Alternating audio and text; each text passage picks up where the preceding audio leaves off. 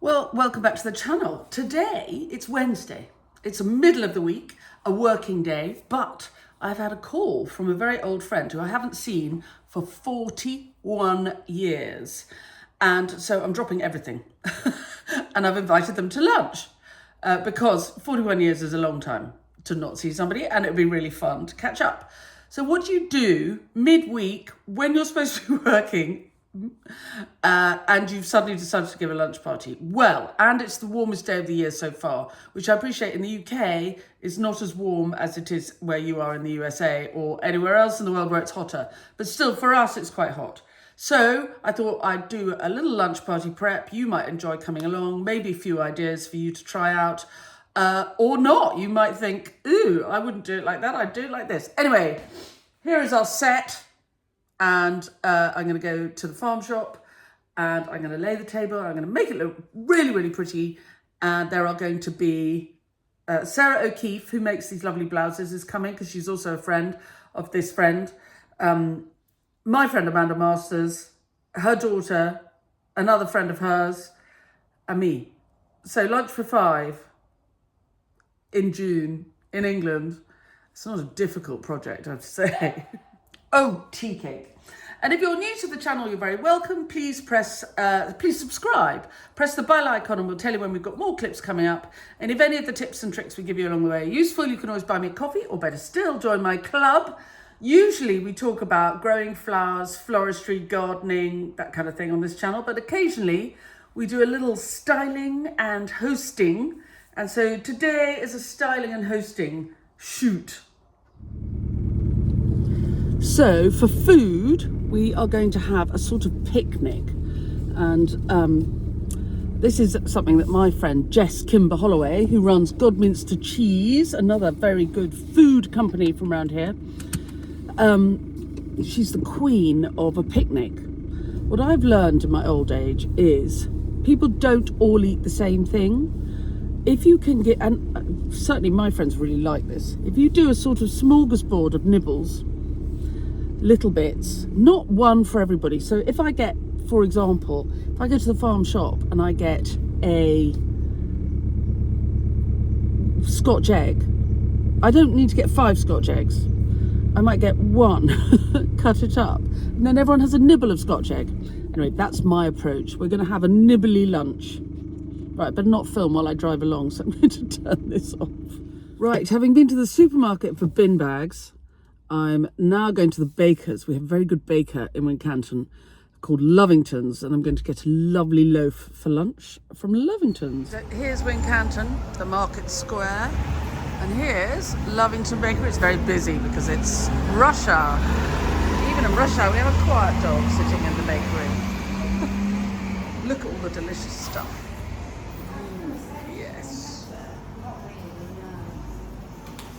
Look, we'll have one of these lovely focaccias. Aren't they delicious? And look, behind here, all the bread is so good. I can't recommend it highly enough. So up here we have, this is the cafe where we have lunches when students come for my workshops.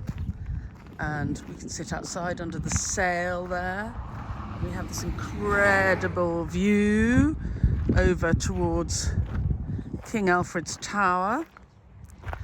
And it is lovely, but anyway, then, so there's the cafe with all the windows open, there's our danger, and then here is the shop, and here is the farm shop full of treats and lovely things, and I'm heading for the deli counter and the cheese, which is my favourite place.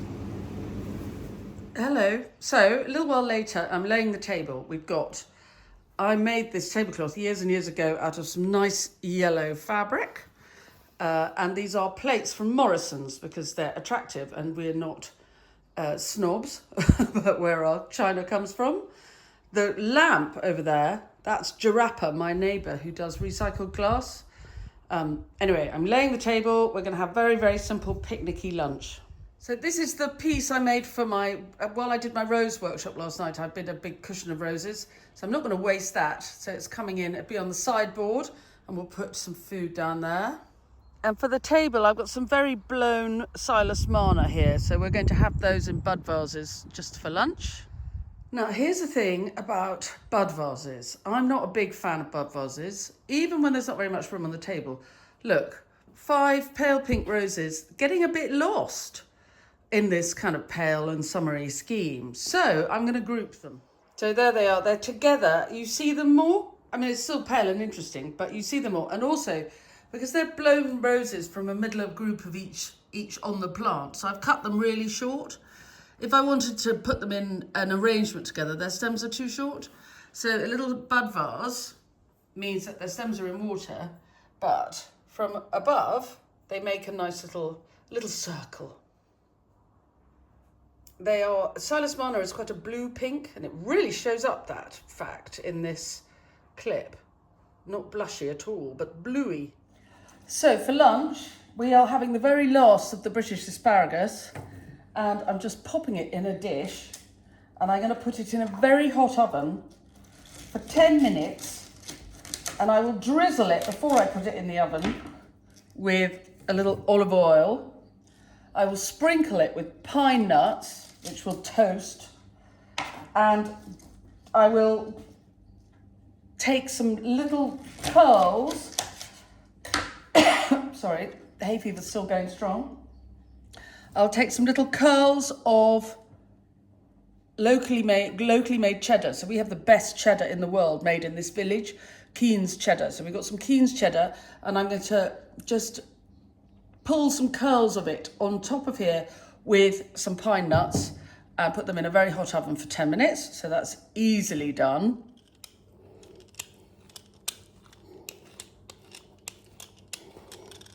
There we are. Now it's quite hot, so I'm going to do the cheese board. I always think a cheese board is the answer to everything. So I'm going to do a cheese board, but I'm then going to put it in the coolest part of the house where there's a stone floor until lunchtime, because it's just gone 11 and they're coming at about 1. I need to change my shirt, which is euphemism for have a bath, because I haven't seen somebody for 41 years. They might think I smell a bit country. I know, it's silly to be self-conscious, but it's a very hot day, and I think it'd be nice to give her a fresh blouse. Anyway, so I'm going to make the cheese board and put it somewhere cool. And one of the cheeses, for those of you who are in America, is made here in really close by to us in Bruton. This is Godminster cheddar. And when you get these round cheddars encased in wax, the way to get into them is not to slice them, because the wax from the wax case then kind of colours the slices as you go. What you want to do is slice the top off. And if you're careful, there's the cheese, and then you put the top back on, and there it goes on your cheese board, but the top's off so that somebody can help themselves to a slice. And then I'm going to have, this is this Keen's cheddar, which is like world class, famous, but it's quite strong. And my friend's bringing her daughter, who might not have a very strong cheese taste yet. You know, cheese is a thing, you develop a more sophisticated palate. Oh, she might have a very sophisticated palate, I don't know, but I think the Godminster is a really lovely, creamy cheddar. So it'd be nice for a young person who maybe not an expert in anything other than Monterey Jack. I don't know. I don't even know what, which may be a very sophisticated cheese. I'm digging myself in a huge hole here, aren't I? Anyway, this is Délice de Bourgogne, which is a lovely, creamy French cheese, and I adore it. It's my favourite. That one's for me. And the other one I really love, this is from Glastonbury, and it's called Tour cheese, and it's Glastonbury weekend. The festival is in a minute. So the traffic around here is hilarious. You can tell it's Glastonbury week. Bruton is deserted because everybody who lives around here goes to Glastonbury to work or to volunteer. I was told last night, if you have 250,000 people at Glastonbury, 125,000 of them have tickets, and 125,000 of them are working or volunteering. It really does the whole neighbourhood gets involved with Glastonbury Festival, which I think is absolutely brilliant. Anyway, so we're having a Glastonbury tall goat's cheese for lunch, which is one of my favourites. And then even the butter is made by Keen's. So the people who make the very 5-star cheddar also make the butter. We're going for a very 5-star lunch. So I'm going to cut this in half and put it on a little dish, and then I'm going to cover this. So the cheese is open, but it's a hot day. And I love cheese to be really ripe, and I like it to smell delicious. So I'm going to just cover it with a clean tea towel and put it somewhere cool until it's time for lunch. And you might reasonably ask why we're not sitting outside when the weather is so gorgeous. Well, this is a working flower farm, and if you've seen any of my other clips, you'll see that it looks nice, it's tidy, and it's attractive to walk around and work in, but it's not a pleasure garden. So we don't have anywhere to sit outside and have lunch on a sunny day. Very odd that we don't. But also, possibly, one of the reasons is, A, we don't have that many sunny days in a year. So in order to have ourselves sitting out makes a lot of work and carrying furniture around, because we wouldn't leave it out there all the time because it would just get rained on and look rotting. But also, I don't like eating with the sun on my head. It makes me feel sick. So we'll eat in here where it's cool enough. This door, you can't see it, is open. And then there's another door there that's open. There's another door over there that's open. So there's a lovely through breeze. There will be wine, but I'm not sure everybody's going to drink it because it's hot weather. It might make everybody feel a bit bleh. So there will also be pretty jugs of plain water on the table, because I think that's actually, on a hot sunny day, what you need is lots of plain water. Right, my iron has just beeped, so I can iron my new fresh blouse. So then, for pudding, we're going to have something which in this house we call Harrow Tidy. Leave that with you, you can work it out. I've got shop-made meringue bases, because I'm lazy, and I didn't make meringue. So I'm crumbling shop-made meringue bases into my salad bowl.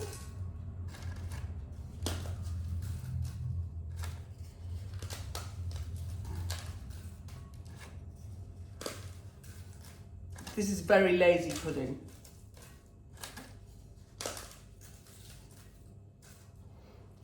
And then I add fruit. And then I've got a sprinkling of mint and lemon balm, Melissa, from the garden.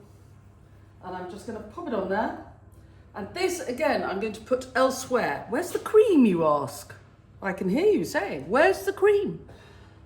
Well, this is a Harrow Tidy, so we keep the cream on the side, because not everybody likes a very big, mushy, eaten mess. Some people just like the fruit, or like a bit more crunchy meringue. Some people like cream, some people don't like cream. So we'll have the cream on the side. And this I can now cover up and put in a cool place. I'm not putting it in the fridge because we're now 11:30. They'll be here in a bit. So it's just going to be somewhere cool, and we'll eat it when we're ready. And I always think cling film, I always thought this actually. I know cling film, I've used as much cling film as the next person, but I'm not a keen cling filmer. I'm glad that cling film is now the enemy, the single-use plastic, because I've always been a big fan of just covering, look how holy my torchons are. But I've always been a big fan of just covering up fresh food with a torchon and put it out of the way until you're ready. And because it doesn't get kind of sweaty. There's something about cling film. Under the cling film, it sort of starts going off. Whereas this is breathable fabric. Nothing's going to go off. It'll look just great when I get it out. So then I have made Isle of Wight tomatoes, red onion salad. I've put quite a lot of olive oil, a little slosh of cider apple vinegar, and I'm going to add a tiny little bit of sugar, because not to sweeten it really. Well, it does sweeten it. I mean, there's a tiny little bit of flavour of sugar, but it takes the edge off. If you don't like if the vinegar is too vinegary, it just takes a little bit edge off, and it's very nice with the tomatoes and the red onions. And then we probably won't eat for an hour or so. So this can just sit, and kind of marinade and be a really delicious little tomato and red onion salad. I mean, it's really simple. I'm going to make a green salad and that's it. Then I'm going to lay out. I bought a Scotch egg, one Scotch egg, a little pie, pork pie, and a little quiche, and I'm going to slice them up. We'll have little slices of those. We've got all the cheese. We've got the asparagus, which is, frankly, the point of the exercise. A little glass of white wine. The pink jugs are clean, washed, and we've filled with water, and I will put slices of lemon just to make it look fancy. We're English, so we don't even have any ice. We're not gin and tonic people, really. I'm a wine drinker, for goodness sake. So no ice, but hey, I'll run the tap until it's nice and cold. Anyway, there we go. I'm going to go and have a quick bath and change my blouse. Right, so I'm all ready. A little bit of jangly earrings from my friend Katie. Sarah, who's coming for lunch, made the blouse. I'm wearing my good jeans with the patch. Rather than the less good jeans with only one patch. These jeans have got two patches. Patch one and patch two. Very chic. But also my friend knew my mother back in the day and knew that she was a quilter. So that's, you know, amusing. Right, I'm going to put the food on the table and we're ready to go. And obviously I'm treating us all to a clean apron. Diddly diddly dee. Salad dressing. What do you put in yours? Here's mine. Olive oil. Lots.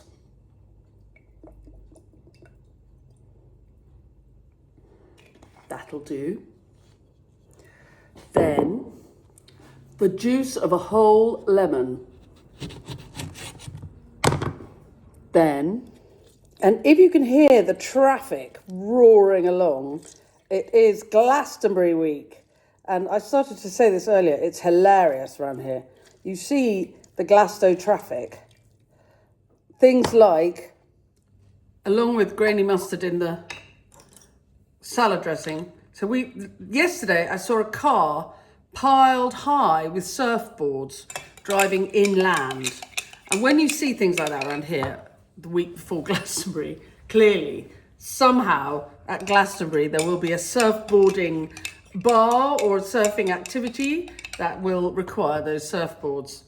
And that's what we're getting, is the traffic is all going inland, piled high with unusual bits and pieces. And normally I put a little tiny spoonful of honey in the salad dressing, but we've all had terrible hay fever. And so we've eaten the honey, because it's really good quality local honey, which is full of antihistamine. So again, tiny little bit, tiny of sugar. Show you. Plenty.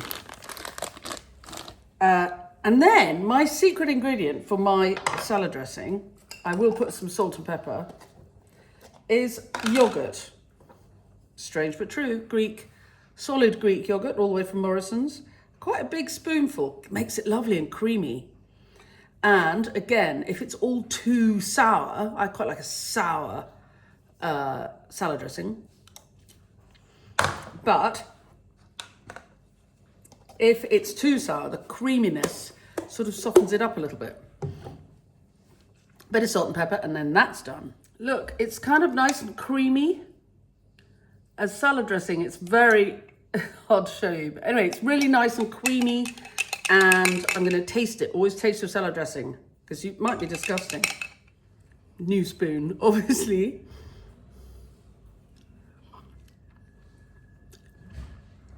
Oh my God, that's good.